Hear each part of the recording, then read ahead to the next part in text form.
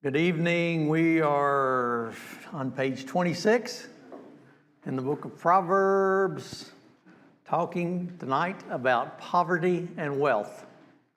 And again, the book of Proverbs has a lot to say about this subject, so many verses to look at, and I'll just pick out a few of them. We surely can't look at all of them, but lots of wisdom here about poverty and wealth.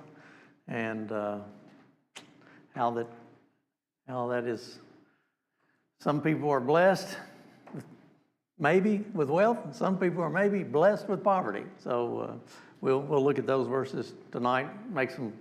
There were some really good questions, I thought. I don't know if you answered the questions. I thought some of them were really good, make you have to think about things. But so we'll look at those hopefully tonight. Before we get started, Barry, will you lead us in prayer, please?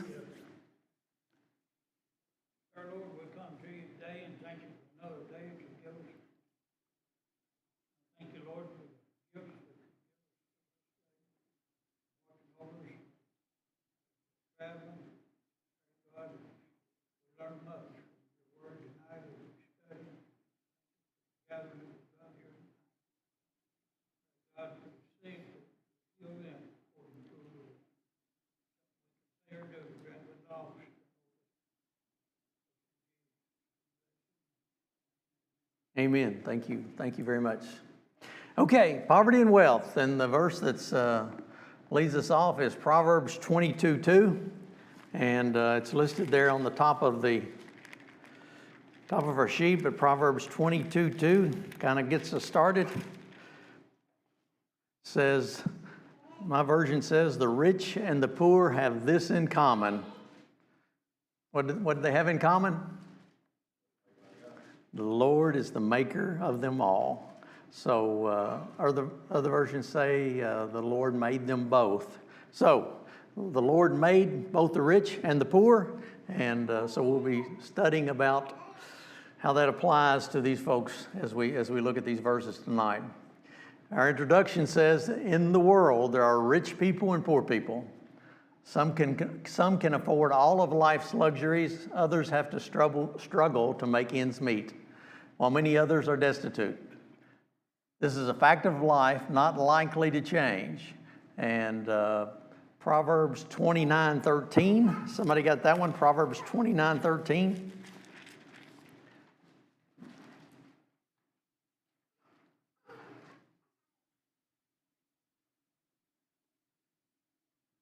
The poor person and the man eating together, the Lord lightened both their eyes. What version you got there, Sam? King James. NLT says the poor and the oppressor have this in common. The Lord gives sight to the eyes of both. Again, pointing out that the Lord made the poor, and he made it calls the oppressor here, or the wealthy person that's oppressing the poor, and the Lord made them both, and decisions that they've made perhaps have changed their circumstance, and we'll be looking at some of those thoughts tonight. And then a verse from Matthew 26:11 talks a little more about the poor, and is that ever going to change and we're all equal? And that's one of our questions. So Matthew 26:11, Jesus said, and starting verse 10, but when Jesus was aware of it, he said to them, why do you trouble the woman? For she has done a good work for me. For you have the poor with you always, but me you do not have always. So Jesus saying the poor are going to be around always. And God is, he's not going to give us all wealth, and he's not going to give us all poverty. We're all going to be in different stages of life, and we'll read a bunch of verses about that tonight. Any thoughts or comments on that so far? We're all rich or we're all poor. We're all somewhere in between, and God made us all. That's for sure. It said, unlike men, God is impartial. Neither man is better than the other. So wealth is not an end in itself, but an aid to achieving a prosperous life. It is ultimately righteousness, not wealth, which delivers us from death. Proverbs 10 and verse 2. Somebody got that one? Proverbs 10 and verse 2.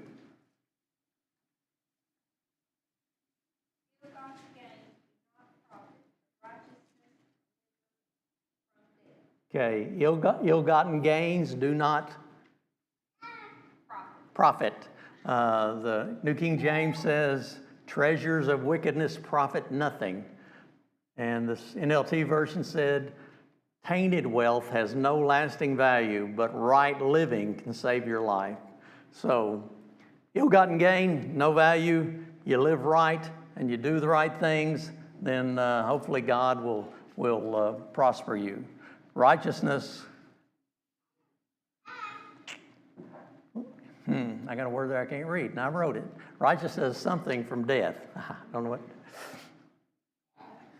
I don't know. Starts with an R, guys.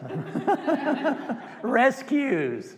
Righteousness rescues from death. Delivers would have worked too. Delivers would have worked. How about Proverbs 11:4?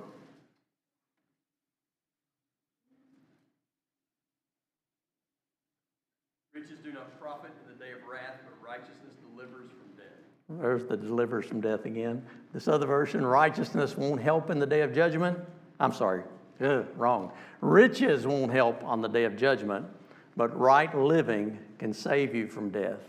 So when we get to our judgment day, are riches going to profit us anything? Think not. Think not. And then we go through some advantages of wealth and disadvantages of poverty. And some of these are true, and it's just the way it is. Wealth gives a man security. Proverbs 18:11. Let's look at that one.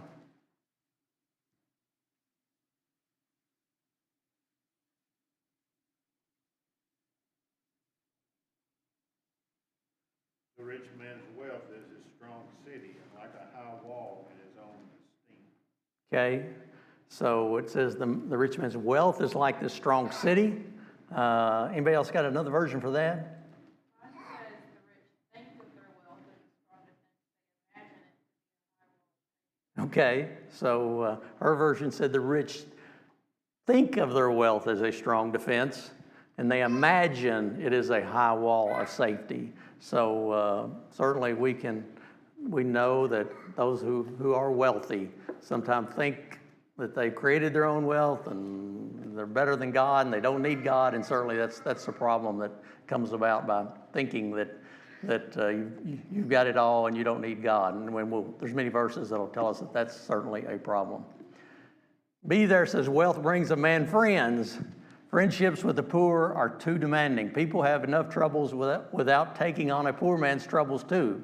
Some people are drawn to the wealthy, and unfortunately, I think that is true. We know that rich folks are folks that perhaps we think have got wealth. Seems like maybe they do have people that gather around them, where the poor certainly do that. They do not. They're looking for someone to help them. Proverbs 19, I guess that's 4, 6, and 7. Proverbs 19.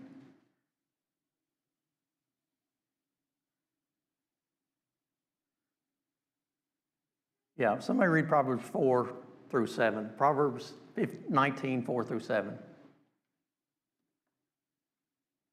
Wealth brings many new friends, but a poor man is deserted by his friend. A false witness will not go unpunished, and he who breathes out lies will not escape. Many seek the favor of a generous man, and everyone is a friend to a man who gives gifts. All a poor man's brothers hate him. How much more do his friends go far from him? He pursues them with words, but does not have them. Okay, so it's talking about here about, and my verse 7 says the relatives instead of the brothers, but the relatives of the poor despise them. How much more will their friends avoid them? Though the poor plead with them, their friends are gone. And unfortunately, those poor folks, those that are in poverty, sometimes they can't find a friend. They can't find someone to help them. Verse 4, wealth makes many friends, perhaps. Poverty drives them away. So Solomon talking a lot about the poverty and wealth and the differences that it makes, and certainly it does cause issues in this life. We know that from just looking around at folks. First part C there, wealth brings a man power. Proverbs 22:7, supposedly. Supposed power, I think, maybe in their own mind. Proverbs 22:7. Rich rules over the poor, borrower becomes the lender's slave. Okay, the borrower becomes the lender's slave. The rich rule the poor. The borrower is servant to the lender, or becomes his slave. So I guess one of the, and this is one of the questions, and I don't remember which one it is, but is it wrong to borrow money? Hope not. Hope not. We have a conversation. One of our questions talks about interest and usury. I won't save that one. That's a good one. We'll talk about that one when we get close to the end. But certainly the borrower is slave to the lender. If you owe somebody a bunch of money, then you are indebted to that person until you get that paid off. So in a way, you are a slave to the lender. So we know a lot of people that take on a lot of debt, and then they're a slave to the credit card company, or they're a slave to the wherever they get those funds, to the paycheck cashing folks. You can get some serious issues borrowing from folks when you have no ability to pay back. You become their slave in a way. Any thoughts, comments on that one? Wealth lets a man say what he wants. Proverbs 18:23, that's an odd one. Proverbs 18:23.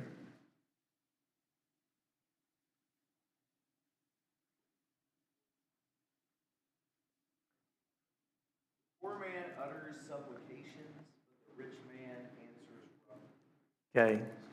Another version, the poor man pleads for mercy, and the rich answers roughly or answers with insults. So certainly you see the attitude of the rich and the poor, and how they can get one in trouble when he thinks his riches make him something, and think he's better than the poor, which God says he certainly is not. Then part 2, why poverty comes. Some people are victims of poverty, and become victims of greed and oppression. The greed of others is the source of this distress. Proverbs 22:16.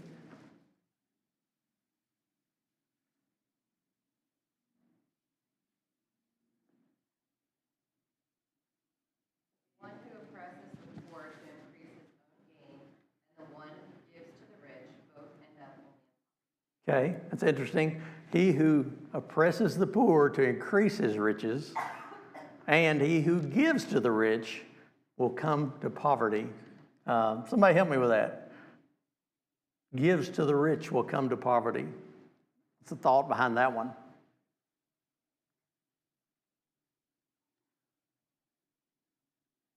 They're not going to give anything back to you. Okay. A lot of times we look at the rich as being greedy, and so you might think you can earn their trust, earn their friendship by giving something to them. Okay. And hopefully it'll be like a you scratch my back, I'll scratch yours type deal, but it doesn't usually turn out to be that way.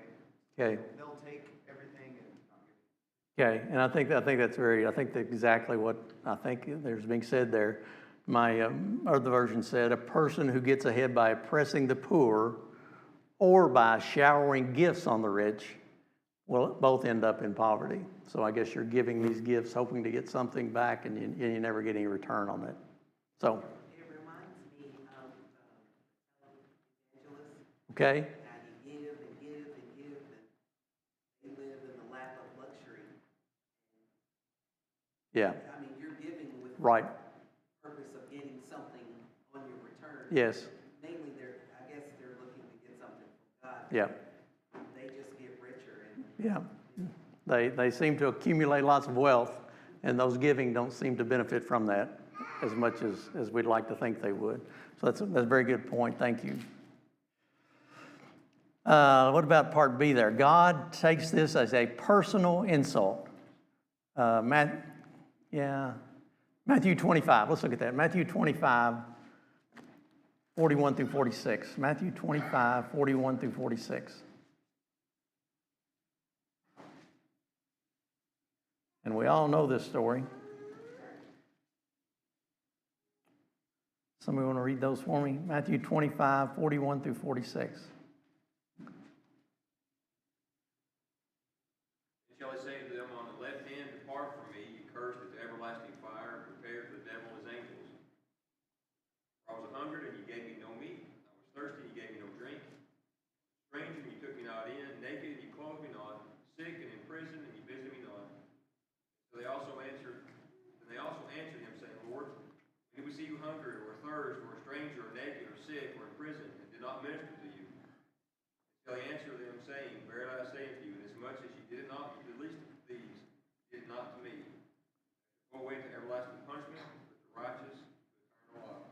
Okay, so certainly Christ talking about us taking care of, trying to help those who certainly have a need. And when we don't offer the help, when we're not there for the hungry or the thirsty or the naked or the sick, then Christ says, Assuredly I say to you, inasmuch as you did not do it to one of the least of these, you did not do it to me. So when we have opportunities to help others and we don't do that, then Christ says that we're also insulting him. We're not helping him either. So certainly we need to be those who are willing to share and help those who have needs. Thoughts, comments on those verses? God will settle the account. We might think that we're going to settle the account here on this earth, but it may not turn out the way we would think it should, but there is someone who will settle the account, and that is God. Proverbs 22, verses 22 and 23. Proverbs 22, 22 and 23. Not rob the poor because he is poor, crush the afflicted at the gate. The Lord will plead their cause and rob with life those who rob. Okay, so if you mistreat the poor, or you oppress the poor or the afflicted, it says the Lord will come to their rescue. The Lord will plead their cause, and he will plunder the soul of those who plunder them. So if you oppress the poor, then you can expect God to, and it says in verse 23, to plunder the soul. Anybody got another version for plunder the soul there? James says, spoil the soul. Spoil the soul, okay.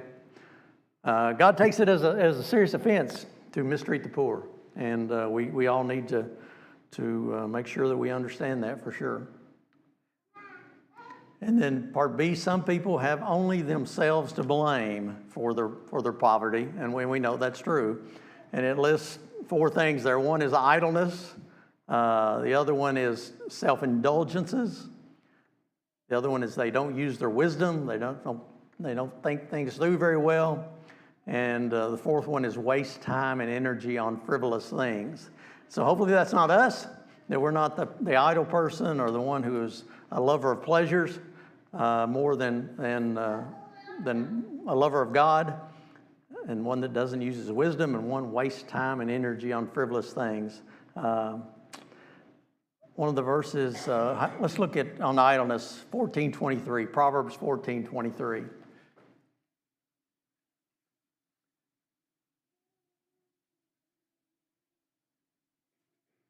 All labor there is profit. I don't care. Okay. Another version says work brings profit, but mere talk leads to poverty. So if you just want to stand around and talk, people are not going to pay you for that. Well, there may be some things they might, but most people are not going to pay you for just standing around talking. But and God certainly points that out to us. One of these was about the sluggard. Is it 24? Proverbs 24? Okay. We've all heard this one before, but it's a good one. Proverbs 24, 30 through 34, I think.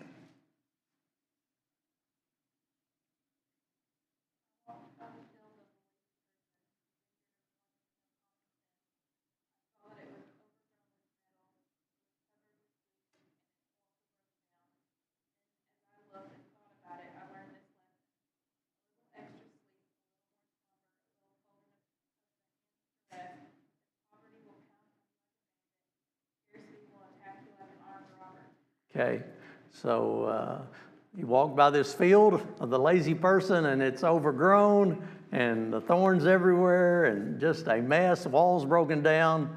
And Solomon said, then I considered it, and I looked on, and I thought, a little sleep, a little extra slumber, a little folding of the hands. Is this the folding of the hands? I think I fold my hands when I sleep. Poverty will pounce on you like a bandit. Poverty will come to you like a prowler. Scarcity will attack you like an armed robber. So don't be lazy. Sam, right? I knew you was going to say my name. Wait. And out of all four of those, I listed, 2, 3, 4. 2, 3, and 4, you can learn lessons from those if you're willing to. It's hard to overcome laziness. Go where I stand. So Sam is, we've heard him say this many times in classes through the years, that he just cannot stand laziness, especially with his kids.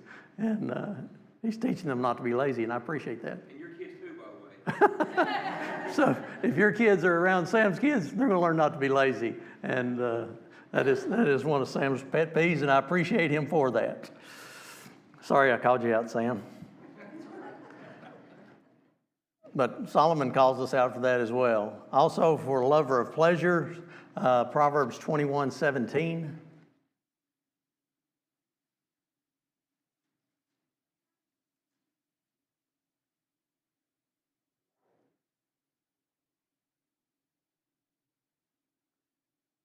He who loves pleasure will be a poor man. He who loves wine and oil will not be rich. Okay, so if you love those pleasures and you're going to spend all your money on wine and perfume or oil, then Solomon says you're going to be a poor man. You will not be rich. So we can't spend all of our income on pleasures and expect to gain anything.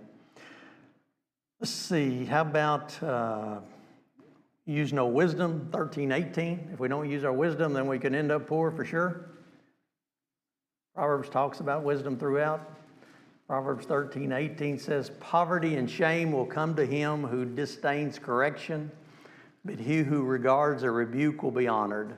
So if you don't like to be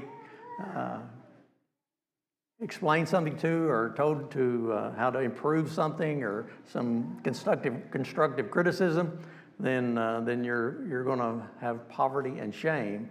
But if you can take a rebuke, somebody trying to help you, gives you some advice, then you will be honored. And that's a hard thing to do. Most of us don't like to be criticized. But if we can accept that correction, then Solomon says, then you will receive honor. You will be honored. So use the wisdom. And finally, don't waste time and energy on frivolous things. Proverbs 12:11. Don't waste time and energy on frivolous things.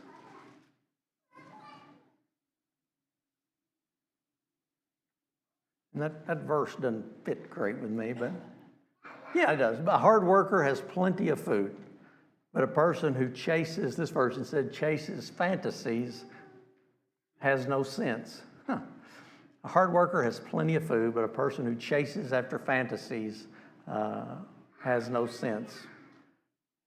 Interesting. Okay, any thoughts on in the first part in section 2, why poverty comes? And then part 3 talks about wise acquisition and use of the wealth, proper use of the wealth, and things that certainly you can benefit from. It says, best and most enduring wealth is that which is gradually acquired. We've talked about that already. Gathered by labor over time. Those who win the lotteries and those who get their wealth very, very quickly, what normally is the case with those folks? Yeah, they don't know how to handle it, and they lose it very, very quickly. And you see that on TV a lot. And you think of athletes that, they're young guys and they get all this money, and they don't know how to handle it. They don't know what to do with it. They don't know how to invest it. And certainly it goes away quickly. But the best wealth that's gained over time. You've worked hard for it. You know what the dollar's worth, and it's a good thing. It says, like the shepherd, his prosperity is self-perpetuating. It goes on and on and on. Proverbs 27, 23 through 27.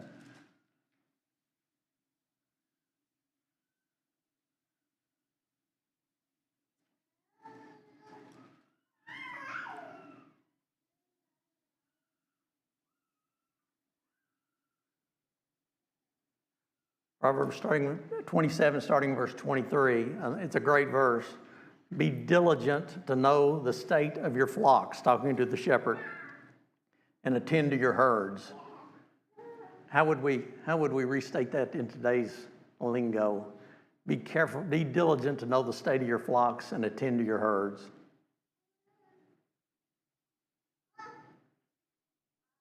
Give an accounting for what you have and make sure that you're using it wisely. So know what you have, like budgeting, know what you have.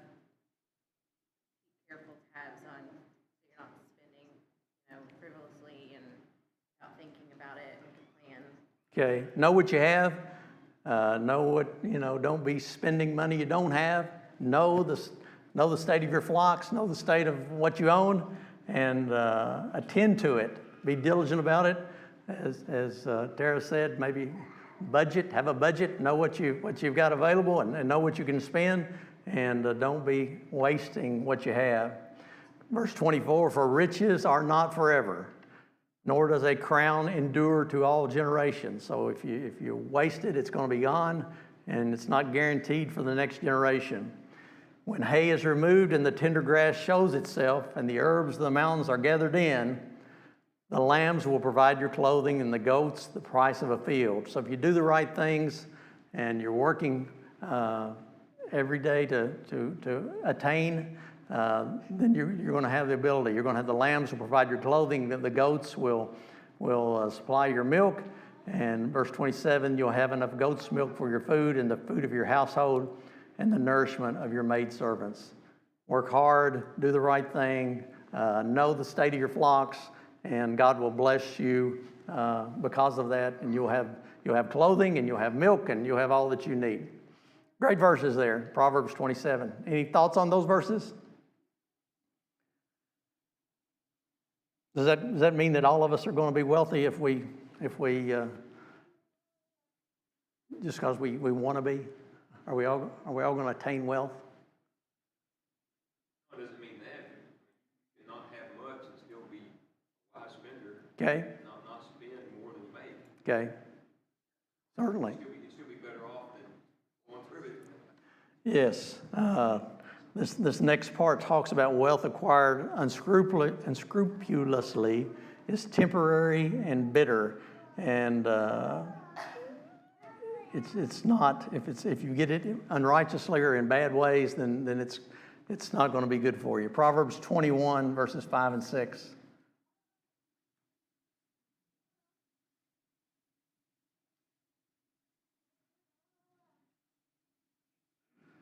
Proverbs 21, 5 and 6. Plans of the diligent lead surely to abundance, but everyone who is hasty comes only to poverty. The getting of treasures by a lying tongue is a fleeting vapor and a snare of death. Okay, so the plans of the diligent lead surely to plenty. So another version, good planning and hard work will lead to prosperity, but hasty shortcuts will lead to poverty. Wealth created by a lying tongue is a vanishing mist and a deadly trap. So if you gain your wealth in an unrighteous way, it says there by a lying tongue or lying to someone, then it's going to vanish away like a mist. You might think you got some prosperity, but you really don't. Comes and goes very quickly. It says wealth is a good thing to have and even comes as a blessing from God. Proverbs 10:22. There are still things that are much better to have in life than wealth. And it lists wisdom and knowledge there. Fear of the Lord is better to have than wealth. Something we all need to remember. Let's look at that verse. Proverbs 15:16. Proverbs 15:16. Fear of the Lord is better than wealth. A verse we've all looked at before, but it says, better is a little with the fear of the Lord than great treasure with trouble. Better is a little with the fear of the Lord than great treasure with trouble. And we know folks that supposedly have great treasures, and it seems like they have lots of this world's problems and lots of this world's troubles. But if you fear God, it doesn't matter that you just have a little. You're better off than that person that has great wealth, it says. Also, wealth, what is better than wealth is a good name. And Proverbs 22:1, a verse where, again, we all have heard, but can't go wrong by remembering. A good name is to be chosen rather than great riches, loving favor rather than silver or gold. So if you got a good name, if you're well thought of, you're thought of as a righteous person, you're thought of someone who's trying to please God, then it doesn't matter what you have. That is better than having great riches. So all of us strive to have a good name. And integrity goes along with that. Verse number 4 there, integrity, better. Proverbs 28:6. We all like to be thought of as having some integrity. 28:6. Somebody got that one? Better is the poor who walks first, ways, though he be rich. Okay. What's another word for integrity? Character? Yeah, I think so. Better is one who has character, who has integrity, and is honest, than those who are dishonest and are rich. So wisdom, fear of the Lord, a good name, integrity, and then the other two that list there are honesty and righteousness. Let's look at righteousness is Proverbs 16 and verse 19. Proverbs 16 and verse 19.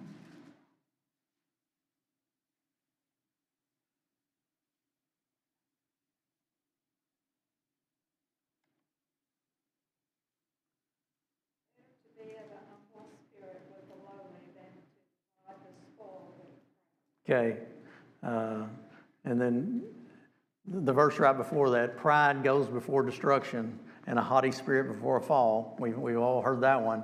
And then he follows that up with better to be of humble spirit with the lowly than to divide the spoil with the proud. Another version says better to live humbly with the poor than to share plunder with the proud. So God wants us to be righteous people, Christians trying to please him. And certainly righteousness is better than wealth. Honesty is better than wealth. All those things we listed are better than wealth. Next part says we must be sure that wealth does not blind us to those things that far excel it. What is important is not whether we're rich or poor, but whether we stand upright before God. Amen. So it doesn't matter if we're rich or poor. What's important is how we stand before God. And Proverbs 30, verses 7 through 9.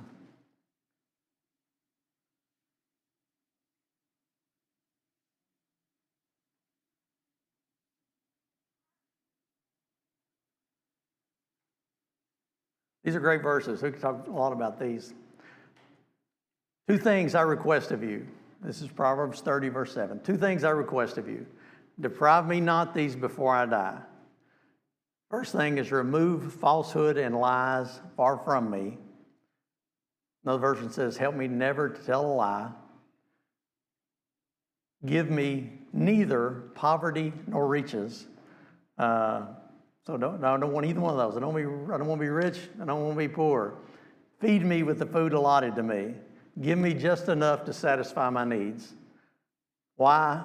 It says, for if I grow rich, I may deny the Lord and say, who is the Lord? And if I'm too poor, I may steal and thus insult God's holy name. So, very good stuff there. And this wasn't Solomon that wrote this one. This was, who wrote Proverbs 30? words of Agur, but that's really good. Verse 8 there. Give me neither poverty nor riches, but feed me with the food allotted to me. Give me just enough to meet my needs, and that's all I want. So how do we feel about that? As Americans, how do we feel about that? Easy to think about how the poor are tempted, but not so easy to think about how tempting it is to be rich in terms of how self-sufficient we feel and how we feel in America. You know, we talked about how Americans are the richest in the world and how we feel that whatever we want to accomplish, we can. We can get ourselves out of trouble with money or other ways, and it can really diminish the sense of need that we feel for the gospel. And we see, you know, some of the preachers we support in some of the poorest areas of the world and the success they have in the gospel. So sometimes as physical need diminishes, so does the response to the gospel. And as physical need increases, more people start to come to the gospel because it tempts us to think we can accomplish anything on our own and that we don't need, we may not need God as much Okay. as. So there are lots of folks in this world that think that they've got it made and that they don't need God, that they can take care of themselves. They're doing great. I have no need for God. But as Tara said, but as that need for something increases, then they know that they do need God. In some of these foreign countries, some of the preachers that we support, they're in very, very, very terrible places we would think of physically. But the response to the gospel is much better than it here in Somerset, Kentucky. So, and why is that? And because, they've got nothing, and they know they need God. And we all need to think about that. The attitude that they have is, I don't have anything. I'm certainly not prospering. I need God. And this verse certainly points that out. This fellow, he didn't want poverty or riches. He just wanted to have enough to get by. And some great thoughts there. Because as it says there, when you get a lot, you say, I'm full and don't need God. Who is the Lord? I don't need you anymore. I've got all I need. Certainly an attitude that we cannot have and don't want to have. It says we cannot help the poor too much. We cannot help the poor too much. God sees to that. God listens to the cries of those who listen to the cries of others. Proverbs 21:13, another great verse. Proverbs 21 and verse 13. It says, whoever shuts his ears to the cry of the poor will also cry himself and not be heard. So if you don't want to be heard by God, then it says, then you shut your ears to the cries of the poor. Don't be willing to help those who have a need. And it says, God, if you're that kind of person and you don't respond to the cry of the poor, then God's not going to respond to you when you need to be heard. So certainly we need to be thinking about that. Thoughts, comments on any of these verses we've looked at so far?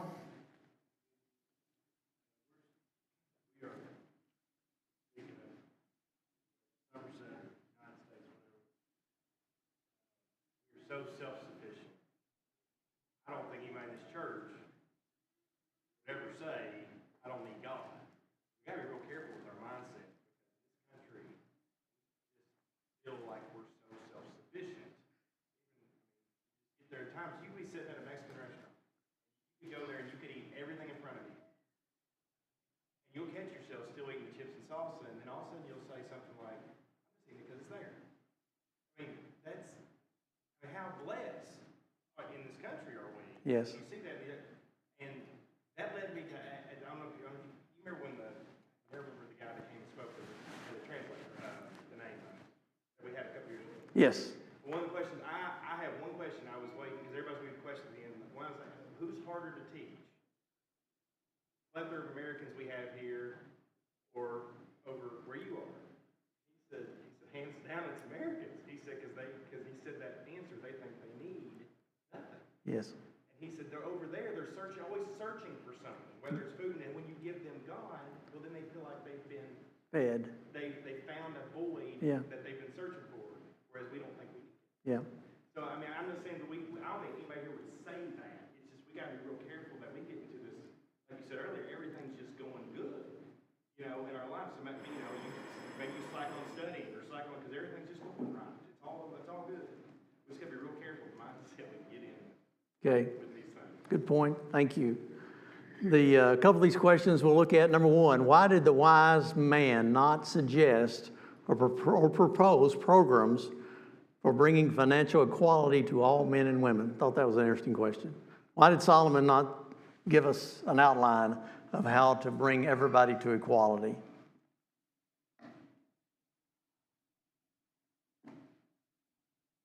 I got a thought on that one. Doesn't seem to be God's will. Okay. So like 2 Corinthians 8, at the end of that, Paul gets into this whole thing about, when you're in need, someone else is going to share. So, Okay. someone has a blessing of giving, someone has a blessing of receiving, and there's not equality when it comes to everybody's given everything at the beginning the same, but we need to experience giving and we need to. Yes. Good. Very, very good. And certainly God has blessed us that we might bless others. That's why we're blessed. We're blessed that we might share with others that have needs. Because as He has told us, the poor are always going to be with us. And I think he tests us to see how we respond to that. Do we take the wealth that we've got or the blessings that we got and share with those that we know need those things? And hopefully as Christians, we're about doing that. Number 5, what things are better than money? Should man completely withdraw from the pursuit of wealth? So what things are better than money? We've named a bunch of them. Somebody give me a few.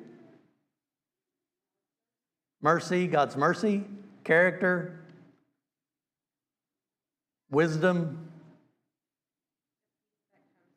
God is better than the peace that comes from Peace that comes from God is better than the peace that comes from wealth, for sure. Integrity, we talked about these. There are many things. So, because those are better than money, should we completely withdraw from the pursuit of wealth?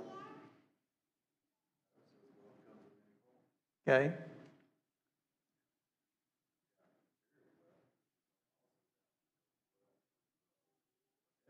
Okay. Good point. Thank you. Even financially here, money's not everything, but it's a lot. I mean, you gotta have it to survive, at least in this country. You gotta have it to eat, you gotta have power and utilities and vehicles and have it. Yep. That's all we're searching for. Yeah. It'll be pretty empty and shallow at the end of the day. Yeah. I mean, and obviously. So I was about to say, it's kind of what drives you. Is the pursuit of wealth that drives you, or is the pursuit of godly wealth is what drives you? You can pursue wealth to provide for your family. This is a byproduct of just pursuing what God told you to do. So it's just what's driving you to get up every day. Okay. If it's money, it's an endless hole. There's an endless pit. Yep. Good point. Yeah, the word pursuit there, I think Ron said it very well. The word pursuit there carries a lot of weight. I heard it said, and I think it's true, that, if we're pursuing wealth, just be aware that we are intentionally increasing the degree of difficulty of Christianity. That's what we're doing. I'm just going to do my best to make Christianity harder, make it harder for me to be a Christian, make it harder for me to do God's will. That's what it does. So we're saying, I'm all in on increasing the degree of difficulty of Christianity because I'm going to pursue this other thing. Okay. Good thought. Good point. That seems to tie into the first question there, or maybe the second question, 1 Timothy 6:10. Okay. Nothing wrong with the money, it's The desire. that's how you get things. Yep. It's just what your main focus is, that love of it. Number 9, I thought was a good question. In what sense am I lending to the Lord when I help the poor? And that Proverbs 19:17, I don't think we looked at that, but that's a great verse when you think through that. Proverbs 19:17 says, "He who has pity on the poor lends to the Lord, and he, the Lord, will pay back what he has given." So I think that is a great verse. When we lend, when we help the poor, that verse says that we're lending to God, and God will repay us for that. God is an honest banker. He will pay us back for lending to the poor. Proverbs 19:17. Isn't that like Matthew 25:40? You know, when you do it to others, you're doing it Yes. So when we do it for others, we're doing it for God. If we think of it that way, it sure should make it easier for us. I didn't get to usury. Number 11, what is usury? Interest.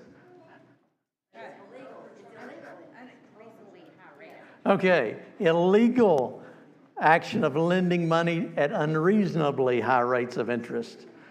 Think of a loan shark when you think of usury. Now, in the Old Testament, any usury, you weren't supposed to make a Jew pay interest to you. They did foreigners, but they didn't Jews. So there's some interesting thoughts on that about usury and how it was in the Old Testament, and is it different in the New Testament? And I would say it is slightly, but we still got to be careful.